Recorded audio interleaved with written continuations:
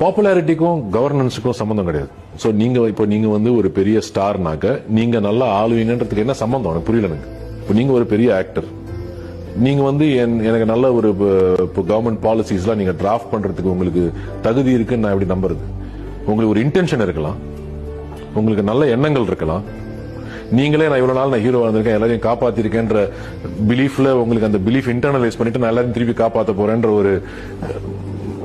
ஒரு ஆக்டருக்கு வர, ஒரு ஸ்டாருக்கு வர அந்த மைண்ட் செட்டும் இருக்கலாம். பட் நீங்க ஒரு ஸ்டேட்டை கவர்ன் பண்றதுக்கு, ஒரு பாலிசிஸ் கிரியேட் பண்றதுக்கு என்ன, how did you educate yourself? First எனக்கு என்னன்னா, என்ன பொறுத்த வரைக்கும் ஒரு டெமோக்ரஸியில ஒரு லீடர் வந்து ஒரு நார்மல் ஹியூமன் பீங்கா இருக்கணும். நான் வந்து ரொம்ப ஸ்பெஷல் பர்சன், நான் வந்தா எல்லாரும் எனக்கு இது மாதிரி பண்ணணும், அது மாதிரி பண்ணணும், அந்த எதிர்பார்ப்பு இருக்கக்கூடாது. நான் என்ன பண்ண முடியும்? நான் இந்த ஸ்டேட்ல இருக்கிற எல்லாரோடையும் நான் ஒரு சர்வெண்ட். அந்த மைண்ட் செட் வேணும்ல. எனக்கு விஜய் பிடிக்கும், இது மாதிரி வந்து இதனால நான் ஓட்டு போடக்கூடாது.